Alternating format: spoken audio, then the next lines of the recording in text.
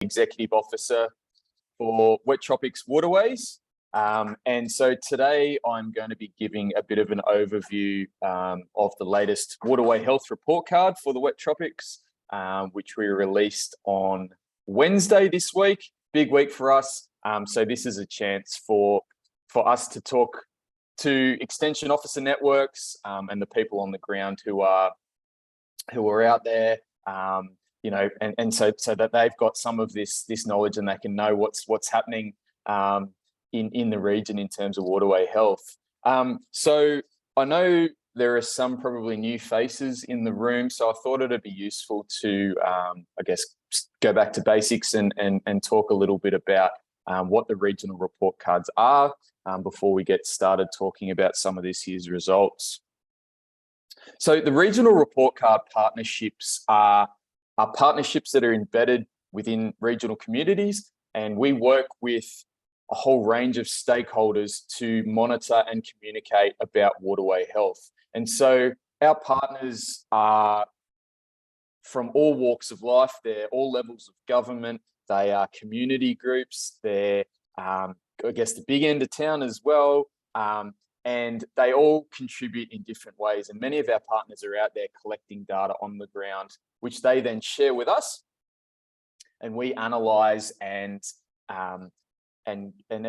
sort of process that data in a standardized way to produce our annual report card. So in Queensland, there are 5 regional report card partnerships from Gladstone in the south to Wet Tropics Waterways in the north. And each of those partnerships tailor their report card to the region that they're in. So they work with the industries in their region, they work with the key stakeholders in their region. So the regional report card partnerships are different. Some of you may have heard of the Reef report card. So the Reef report card is different. It focuses on the reef at a reef scale, and it's more interested in sort of the marine and inshore areas. And the focus of the Reef report card is progress towards targets, whereas the regional report cards have a focus on the condition of their regional waterways. And the regional report cards have a broader focus in terms of, you know, the freshwater systems through to the estuaries, inshore marine and offshore marine. So, as I said, in the Wet Tropics, we have a whole range of different partners. Here is some logos of the partners that we work with here in the region. And as I said, some of them provide in-kind support in the form of data.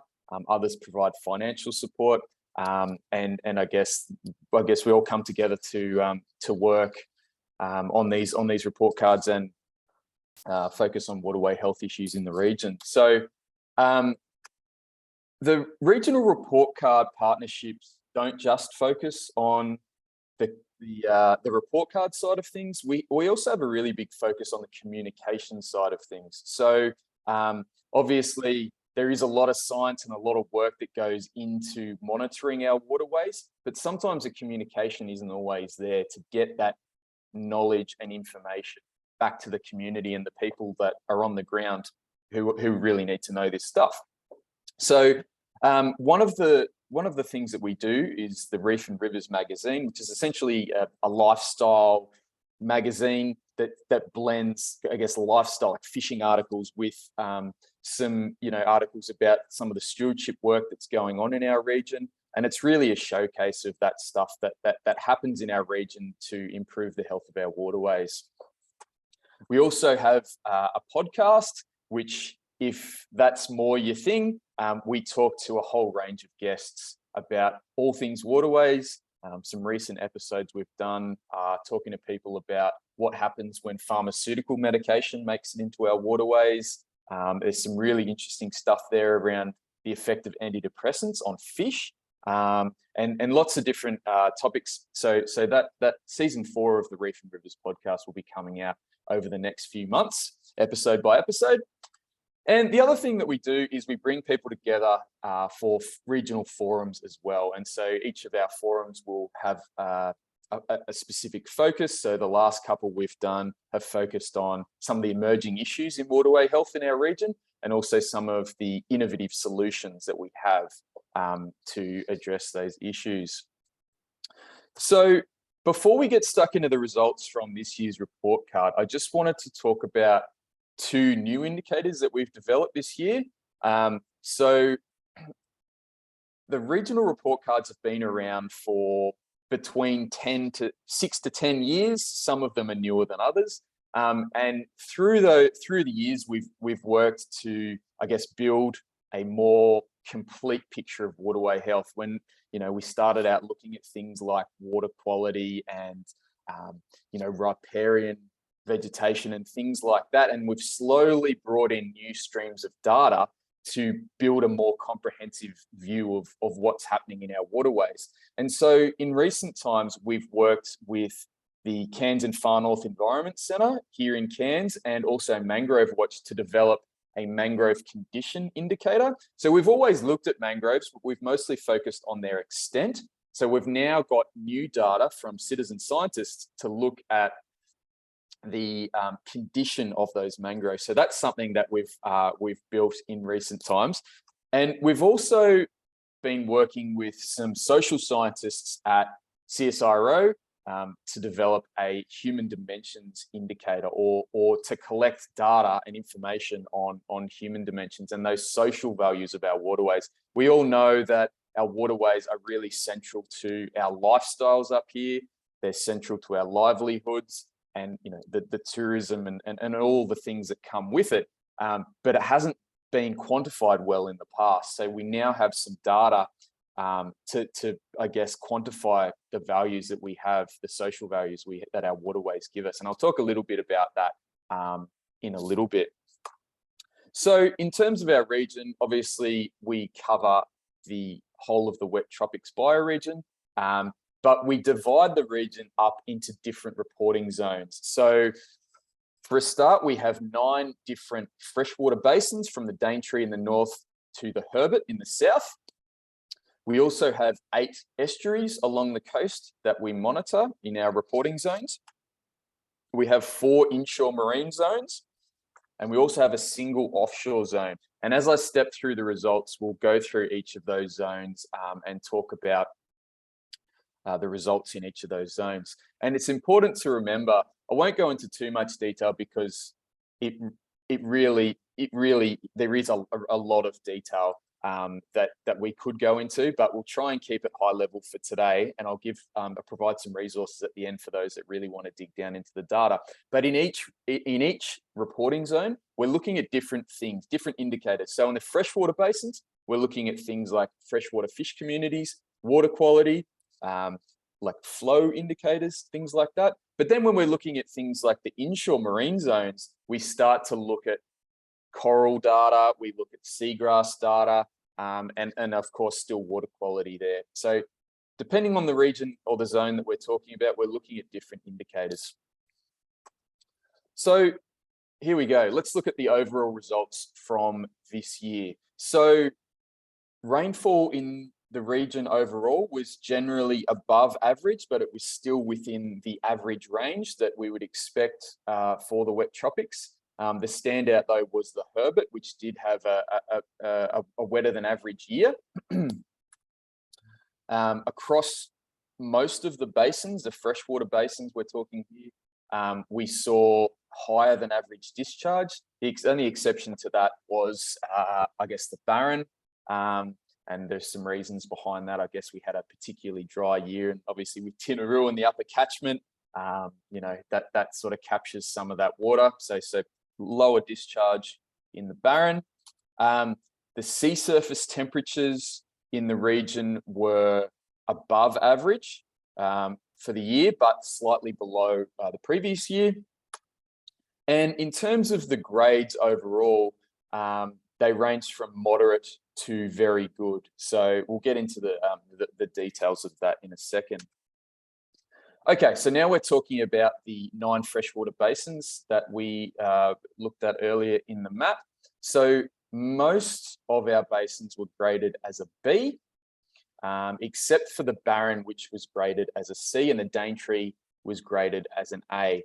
And so I guess the Daintree is generally the standout. It's less developed. It's more of a natural basin, so you would expect better scores. but the Barren, I guess, is limited by a number of variables. But this year it was limited by some of the scores for the flow indicators that we look at the hydrograph for the river. And as I mentioned, there's probably lower discharge coming out of Tinaroo as its capacity built back up.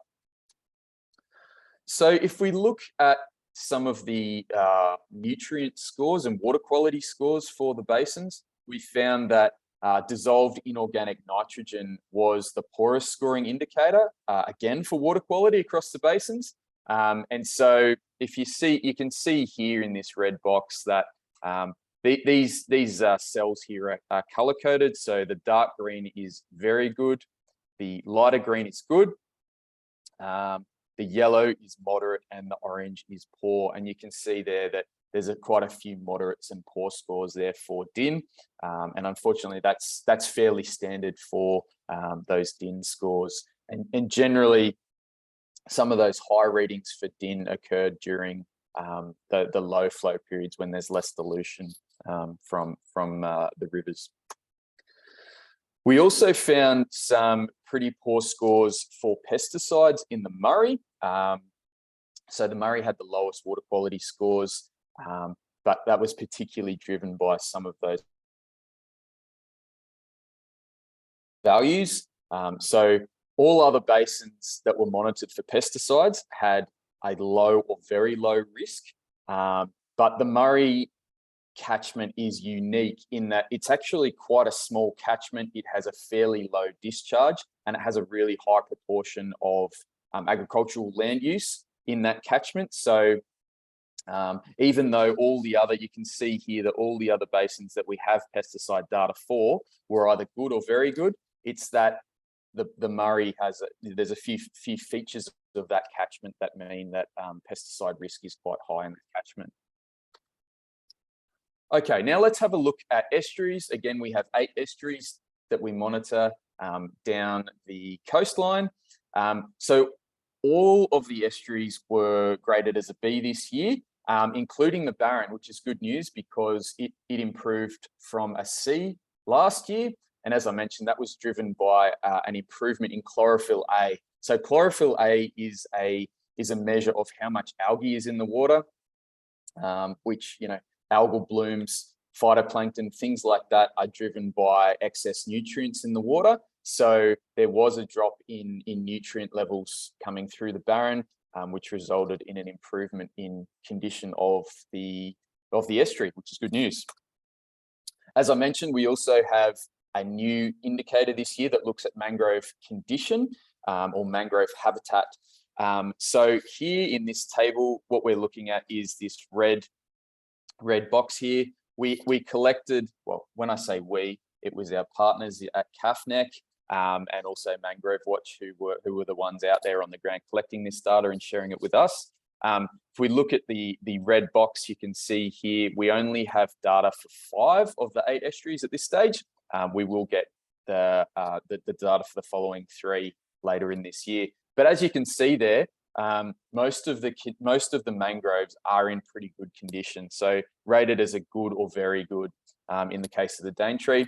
I guess the lowest scoring condition score for mangroves there was Trinity Inlet, and that was driven by damage and modification scores there, which were poor for the Trinity. So I guess that's to be expected in some of those more developed estuaries.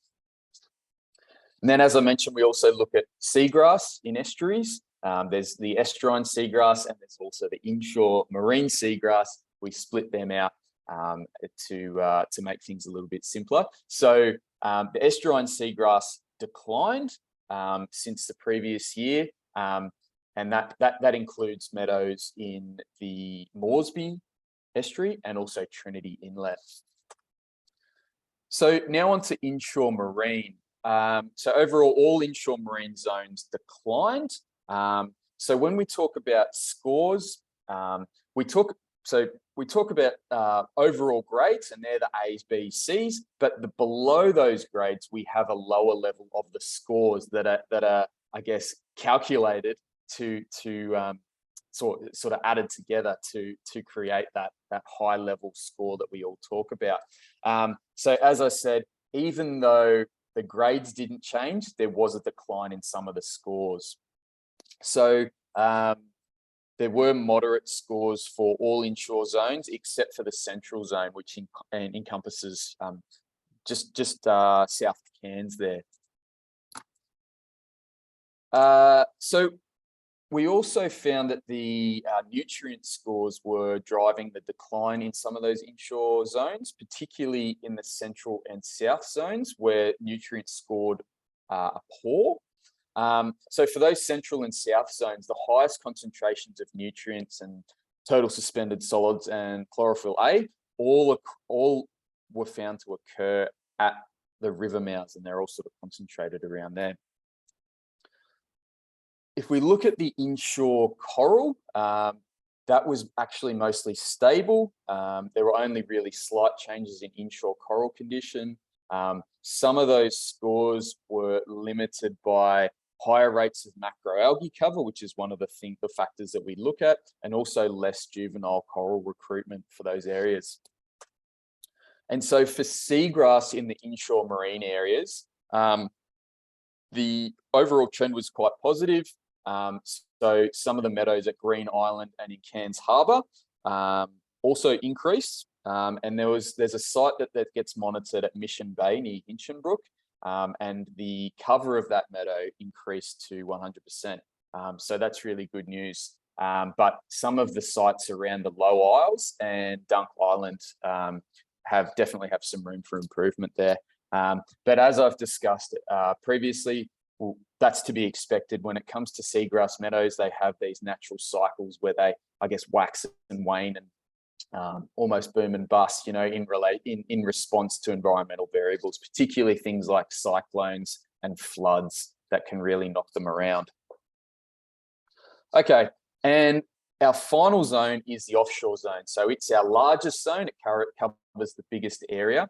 And unfortunately for the offshore marine area, we actually had no water quality data for the first time this year for that zone. So we generally get our water quality data from the Bureau of Meteorology. And unfortunately, that particular program has been discontinued. So unfortunately, we do not have data for offshore water quality this year. But we are working with CSIRO and the Reef's team to replace that water quality in time for next year's report card. I guess it's probably important to say that offshore water quality is generally quite stable and generally quite good. As soon as you get to those sort of offshore zones away from the influence of the land, the water quality is generally quite good and quite stable. So we will hopefully have some more water quality data for next year. But the other thing that we look at, of course, in the offshore marine zone is coral. So there was some good news in terms of coral. It's important to point out that this is all data for the 2020 to 21 period. You may have seen some stories in the media about recent coral data that's come out. It is quite good news in terms of coral cover. But what we're looking at in this year's report card is an increase in coral cover, which is really good. And I don't want to spoil the ending, but it looks like that trend is going to continue up into this year in terms of that increasing coral cover. It's not all good news. The diversity of those corals coming in is lower. It's dominated by some of those faster growing Acropora species, which are more susceptible to things like bleaching and cyclones. But I guess it's moving in the right direction. So that's good. Righto. So for those that want to go, that wraps up the I guess the overall results for this year, I guess at a higher level. But I'll talk about some of the options here for people to go and explore, I guess, all of the data that we have. So our website is probably the best place to start for diving deeper into some of this. I've got this little video. Is it going to work? Yep. So this this just shows us that you can go through for any basin, any reporting zone that you want. You can go through and look at some of the narrative or the story behind what's driving some of these scores. Obviously, I don't have time today to go through the results for each zone individually, but our website is a really good resource to be able to go and explore some of those patterns deeper.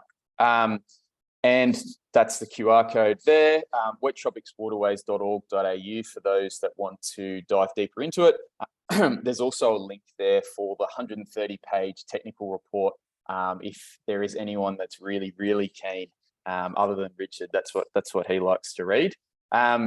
Richard being our science officer, who is our boffin behind the scenes that does all the analysis, along with the technical working group and the independent science panel. So thank you, Richard, for all your hard work this year, as usual. And before I go, I also wanted to talk a little bit about Human Mentions project. So we worked on that at the start of this year. I guess we generally focus on the biophysical side of things, the things like water quality and fish communities and coral health. But as I said, we've started to include some extra data on the social side of things. So I won't go too much into the results. I will show you the dashboard where you can have a look at all of the results in your own time. But one of the results I did want to share with everyone was this here. So essentially, we developed a social survey that was sent to about 500 people. It was completed by 500 people in the wet tropics. And one of the questions we asked was, what are the first words that come to your mind when you think of waterways in the wet tropics? And what we did with those results, we gathered all of those words and put them into a word cloud.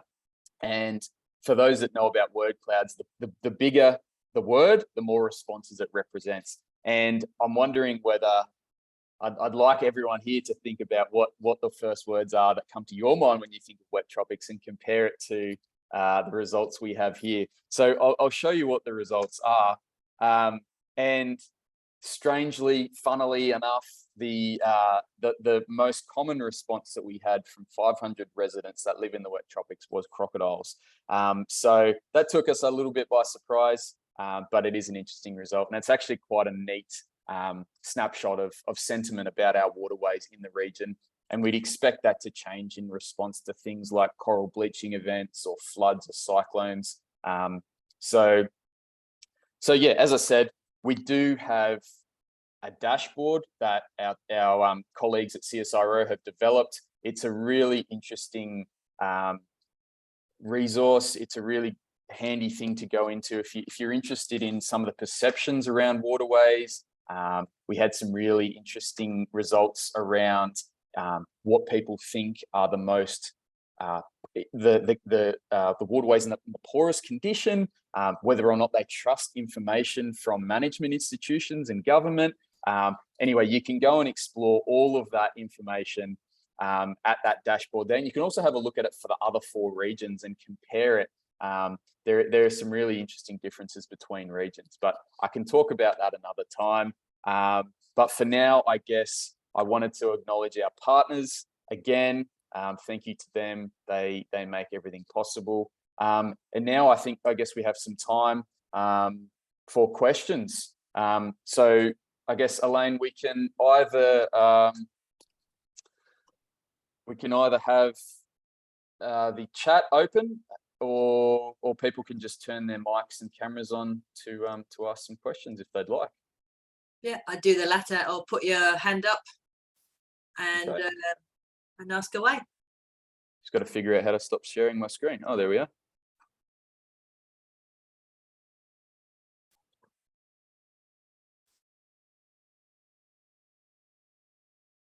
So if anyone's got any questions, please put your hand up or just unmute and turn your camera on. I could have easily missed quite a few things there.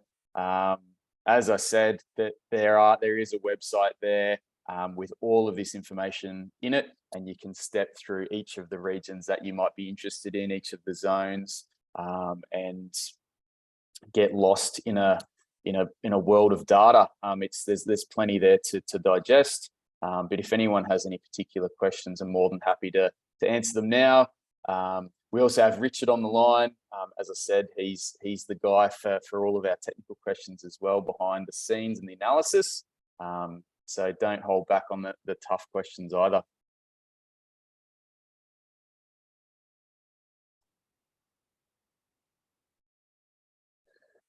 Thanks, Sandra.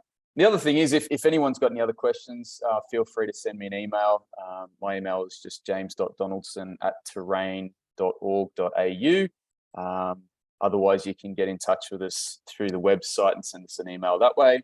More than happy to chat more about this stuff. But it seems like I think you're off the hook, James. You've obviously done such a good job. There's no questions, so you may as well call it quits. Maybe. All right. Well, thank you everyone for coming along. And for those that couldn't make it, we have recorded this session. So feel free to send it to any colleagues that might be interested or weren't able to make it. But yeah, thank you for your time, and hopefully see you guys around soon.